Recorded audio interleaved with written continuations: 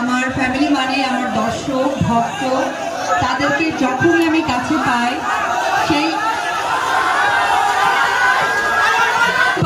একটু ভাইয়া আমরা একটা কথা শুনি, কারণ সেই ঢাকা থেকে 7 ঘন্টা জার্নি করে এসেছি শুধুমাত্র আপনাদের সাথে কথা বলবো, আপনাদেরকে দেখবো। এতদিন কাজ করেছি, আগামীতে কাজ করব, কারণ আমি শিল্পী, আমার পরিচয় আমি শিল্পী। সেই শিল্পীর পরিচয় দর্শকদের কাছাকাছি আসা, দর্শকদের ভালোবাসা পাওয়া। ধন্যবাদ জানাবো। আমি শুনলাম আপনারা ঠিক 12টা থেকে এখনো পর্যন্ত বসে আছেন, বাইরে প্রচন্ড গরম, তার মাঝেও বসে আছেন। এটা আসলে ভালোবাসার বহিঃপ্রকাশ ছাড়া কিছুই না। আমি বলবো এখানে যারা জনগণ আছেন তাদের উদ্দেশ্যে একটা জোরে করতালি, এবং এখানে যারা আমাদের প্রশাসন ভাইরা আছেন তাদের কাছে আমি কৃতজ্ঞতা জানাই। তারা যে ইউনিফর্ম নিয়ে, এত ভারী ইউনিফর্ম নিয়ে, আমাদের মতো আমরা যারা আর্টিস্ট সবসময় গেট আপে থাকি, ওনারাও কিন্তু সেম একটা গেট আপে থাকে। তো তারা অনেকক্ষণ থেকে ওয়েট করছে, তাদের জন্য আমি চাই আপনারা সকলেই ঘোকসাবাসের পক্ষ থেকে একটা জোরে করতালি।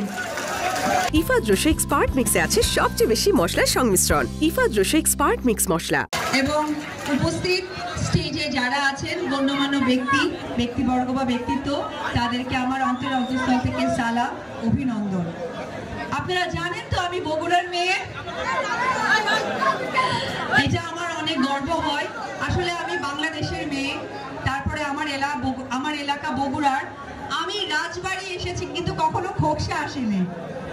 আমার এই প্রথম আসার সুযোগ হয়েছে, তার জন্য স্পেশাল ধন্যবাদ জানাবো আমার এবং আপনাদের সকলের প্রাণপ্রিয় বড় ভাই রিপন ভাই। এবং রিপন ভাইয়ের জন্য একটা করতালি চাই। রিপন ভাই আপনাদেরকে সেবা করতে চাই, আমি চাইবো সেই সেবার সুযোগ আপনারাই করিয়ে দিবেন, কারণ যে মানুষটা আপনাদের চাওয়া পাওয়া ভালোবাসা আপনাদের কাছে এনে দিতে চায়, আমি মনে করি তার থেকে ভালো মানুষ, বড় মনের মানুষ আর থাকে না। আমি এই খোকসাবাসীর পক্ষ থেকে রিপন ভাইয়ের অনেক দীর্ঘায়ু কামনা করি।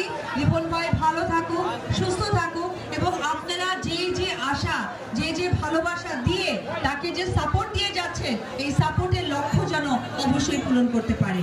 সবাই ভালো থাকবেন, আর পাশাপাশি বাংলা চলচ্চিত্রের সাথেই থাকবেন। আসসালাম।